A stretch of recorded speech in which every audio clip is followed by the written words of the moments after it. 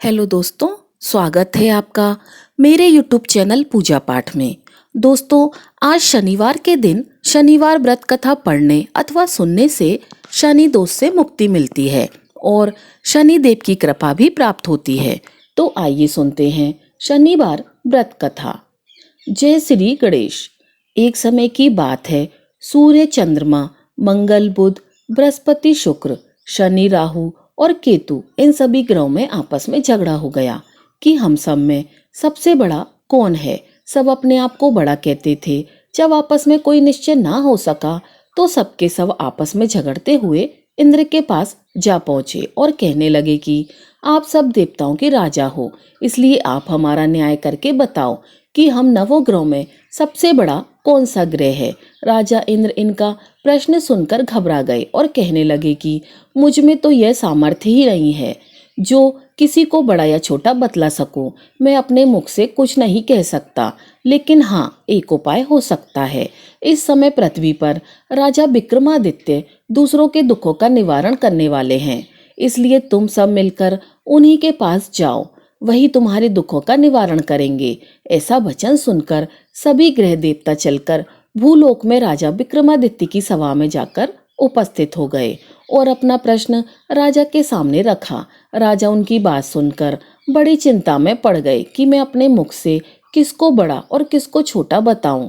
जिसको छोटा बताऊंगा वही क्रोध करेगा। परंतु उनका झगड़ा निपटने के लिए उन्होंने एक उपाय सोचा कि सोना, चांदी, कांसा, पीतल, शीशा, रांगा, जस्ता, अभ्रक और लोहा 9 धातुओं के 9 आसन बनवाएं।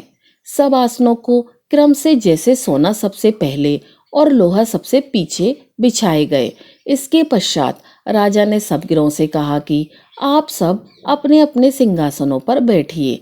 जिसका आसन सबसे आगे वह सबसे बड़े और जिसका आसन सबसे पीछे वह सबसे छोटा जानिए। क्योंकि लोहा सबसे पीछे था और वह शनिदेव का आसन था, इसलिए शनिदेव ने समझ लिया कि राजा ने मुझको सबसे छोटा बना दिया है। इस पर शनिदेव को बड़ा क्रोध आया और कहा कि राजा, तू मेरे पराक्रम को नहीं जानता। सूर्य एक राशि पर 1 महीना, चंद्रमा 2.25 महीना 2 दिन, मंगल 1.5 महीना, बृहस्पति 13 महीने, बुध और शुक्र 1 महीने, परंतु मैं एक राशि पर 2.5 अथवा साल तक रहता हूँ। बड़े बड़े देवताओं को भी मैंने भीषण दुख दिया है। हे राजन, सुनो। राम जी को 7.5 आई और वनवास हो गया, और रावण पर आई तो राम ने लक्ष्मण को सेना लेकर लंका पर चढ़ाई कर दी, रावण के कुल का नाश कर दिया। हे राजा, अब तुम सावधान रहना। राजा कहने लगा, जो कुछ भाग्य में होगा देखा जाएगा।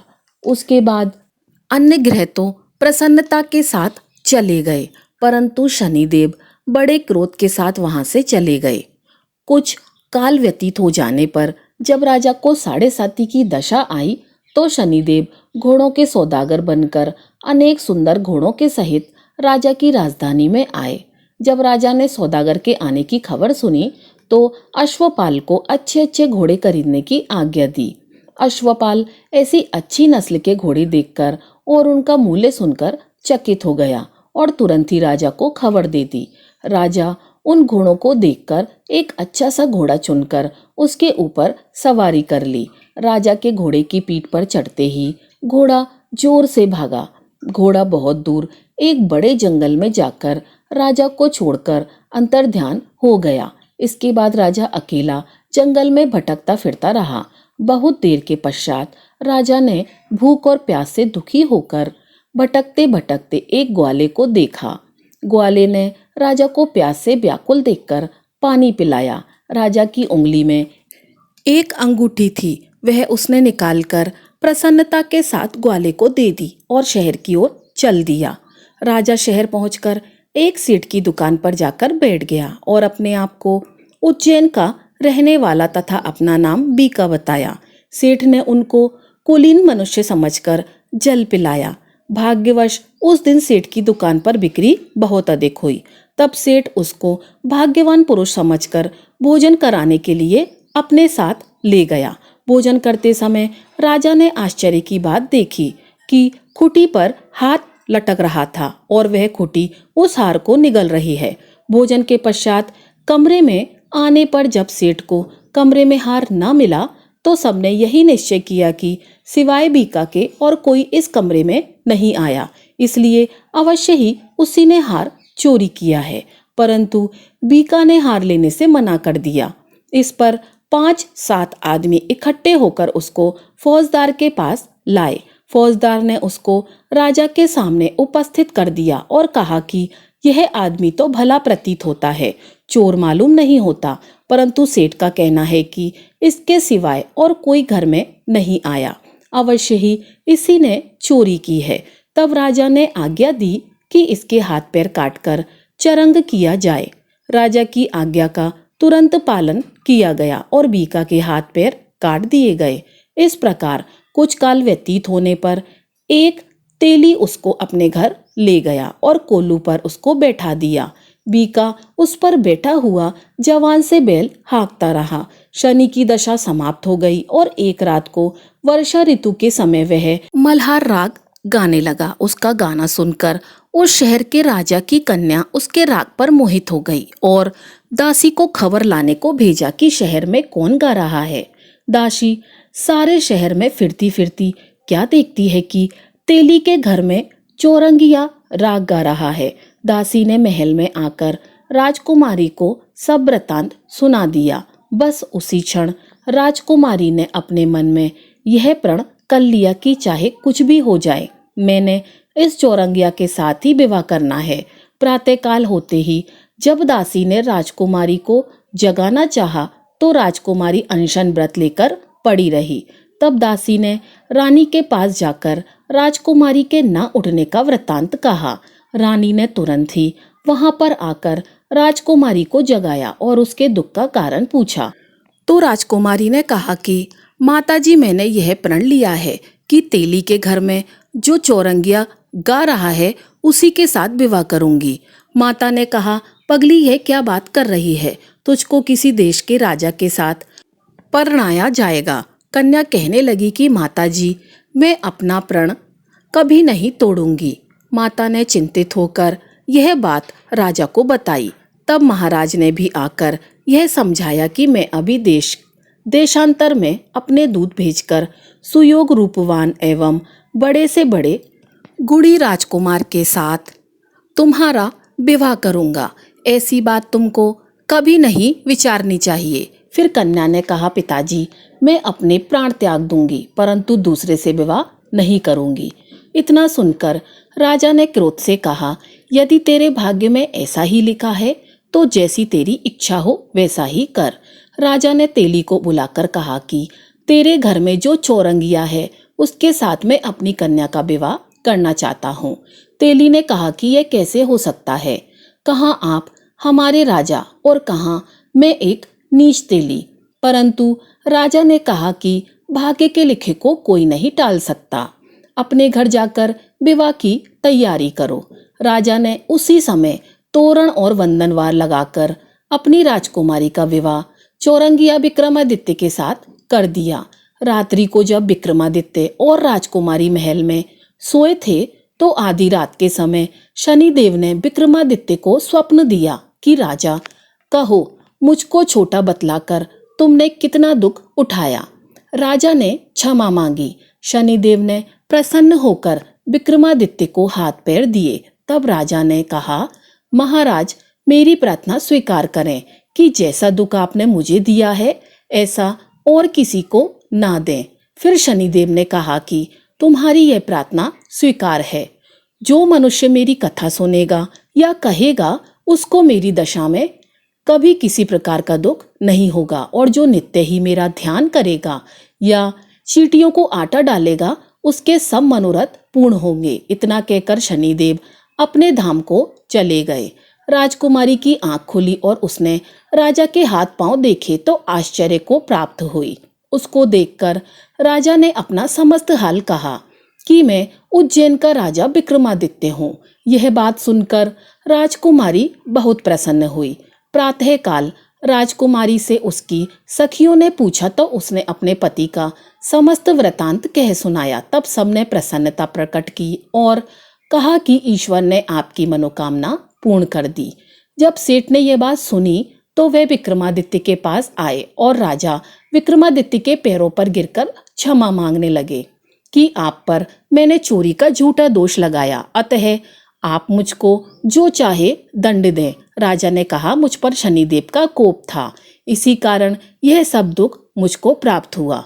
इसमें तुम्हारा कोई भी दोष नहीं है, तुम अपने घर जाकर अपना कार्य करो। सेठ बोला कि मुझे तभी शांति होगी जब आप मेरे घर चलकर प्रीतिपूर्वक भोजन करोगे। राजा ने कहा कि जैसी आपकी मर्जी हो वैसा ही करें।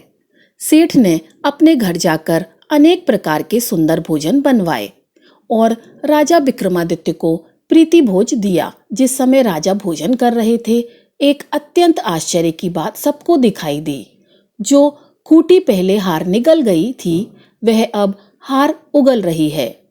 जब भोजन समाप्त हो गया तो सेठ ने हाथ जोड़कर बहुत सी मोहरें राजा को भेंट की और कहा कि मेरे श्री कंवर नामक एक कन्या है, उसका पाणी ग्रहण आप करें। इसके बाद सेठ ने अपनी कन्या का विवाह राजा के साथ कर दिया और बहुत सा धन दहेज देकर उन्हें विदा किया।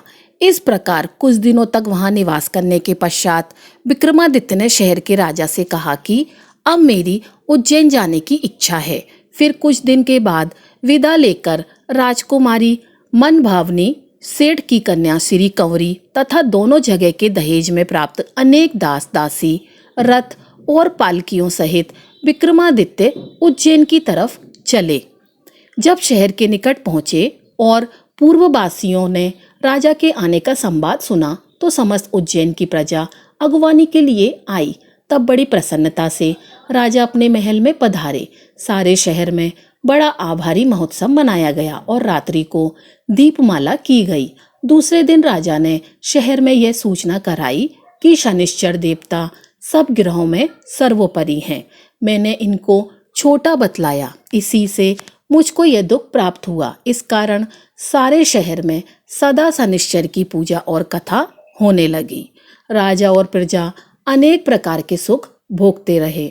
जो कोई शनिवार की इस कथा को पढ़ता है या सुनता है, शनिदेव की कृपा से उसके सब दुख दूर हो जाते हैं। तो प्रेम से बोलिए शनिदेव महाराज की जय। हे प्रिय भक्तों, शनिदेव की दृष्टि क्रूर मानी गई है और उनकी चाल धीमी। क्या आप जानते हैं शनिदेव की चाल धीमी क्यों है? इसके पीछे एक बहुत बड़ी दिलचस्प कथा है और इस कथा से हमें यह भी पता चलेगा कि लोग शनि की दृष्टि से बचने के लिए पीपल के पेड़ में जल क्यों डालते हैं।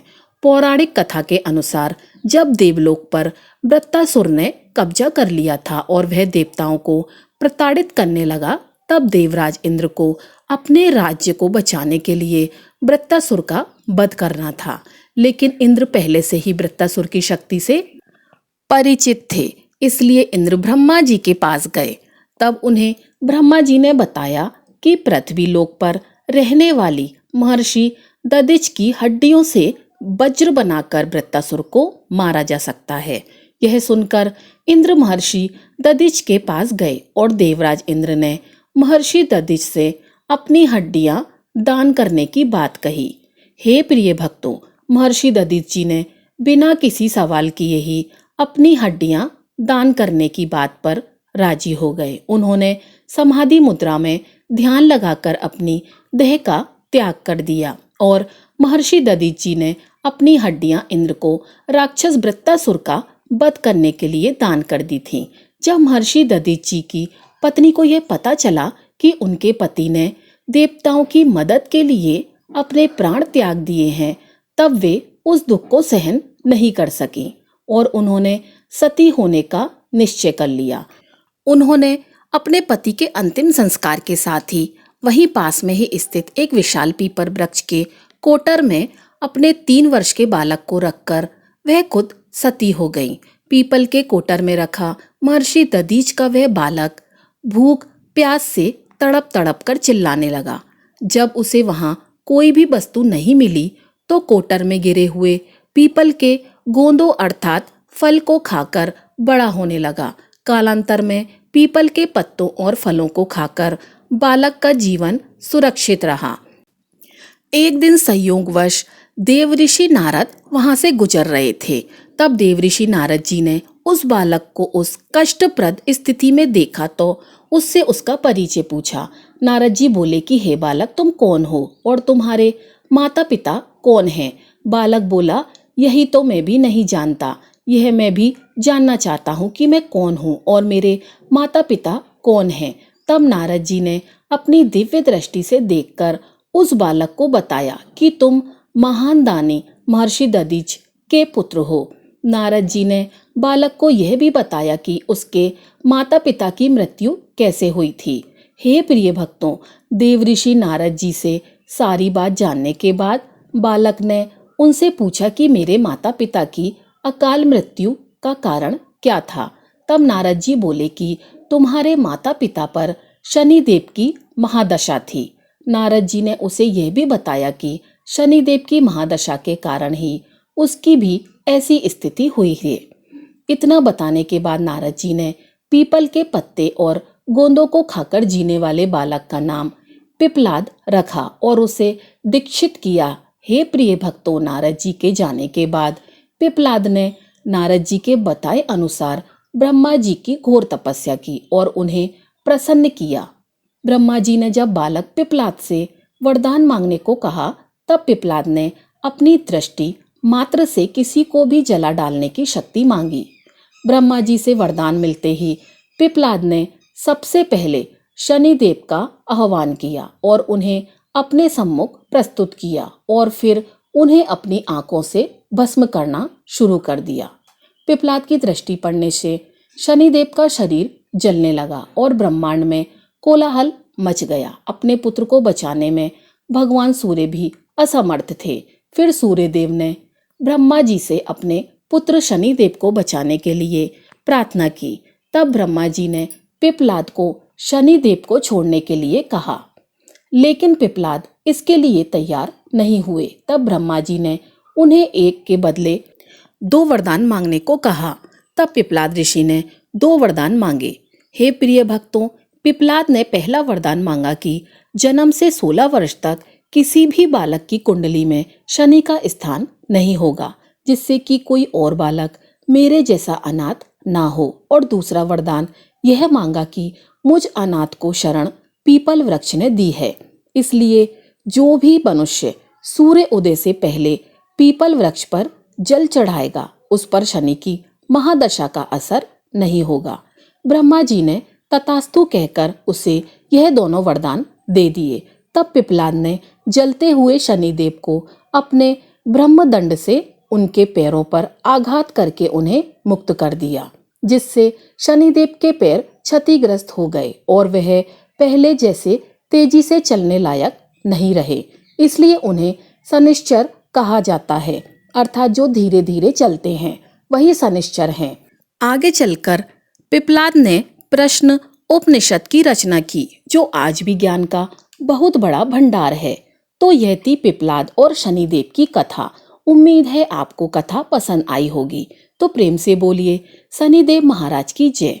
हे प्रिय भक्तों, तो आइए अब सुनते हैं लप्सी और तप्सी की कहानी। यह एक पौराणिक लोक कथा है। इस कथा के अनुसार एक लप्सी था तथा एक तप्सी था।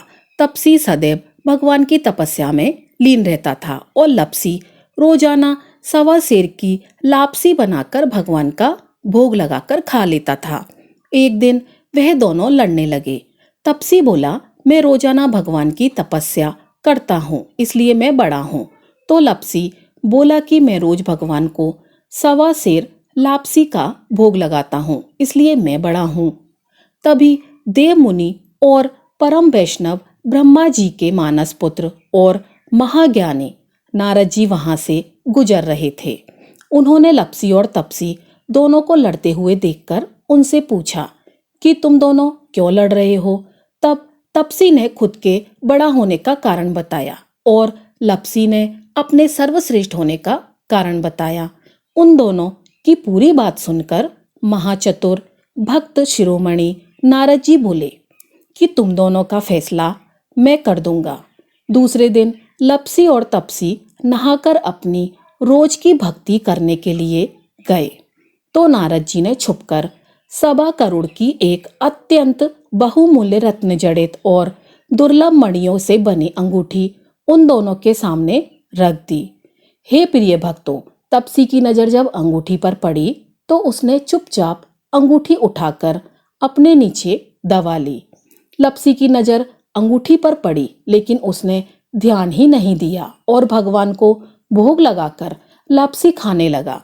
इसके बाद नारद जी उन दोनों के सामने आए तो दोनों ने नारद जी से पूछा, हे मुनि श्रेष्ठ, अब आप अपना निर्णय बताइए कि हम में से बड़ा कौन है, किसकी भक्ति श्रेष्ठ है। तो नारद जी ने तपसी से खड़ा होने का कहा। जब वह खड़ा हुआ तो उसके नीचे दबी अंगूठी उन्हें दिखाई पड़ी। नारद जी ने तपसी से कहा कि तपस्या करने के बाद भी तुम्हारी चोरी की आदत नहीं गई, इसलिए लपसी बड़ा है और तुम्हें तुम्हारी तपस्या का कोई भी फल नहीं मिलेगा। हे प्रिय भक्तों, तब तपसी बड़ा शर्मिंदा होकर नारद जी से माफी मांगने लगा। उसने नारद जी से पूछा कि मुझे मेरी तपस्या का फल कैसे मिलेगा। तब नारद जी उनसे कहने लगे कि यदि कोई गाय और कुत्ते की रोटी को नहीं बनाएगा, यदि कोई ब्राह्मण को भोजन करवाकर दक्षिणा नहीं देगा, तो उनके दान धर्म का फल, उन लोगों की पूजा का फल तुझे मिलेगा। यदि कोई सुहागिनी साड़ी के साथ ऊपरी अंगूछा का दान नहीं देगी तो वह फल तुझे मिलेगा। यदि कोई दिए से दिया जलाएगा तो वह फल भी तुम्हें मिलेगा।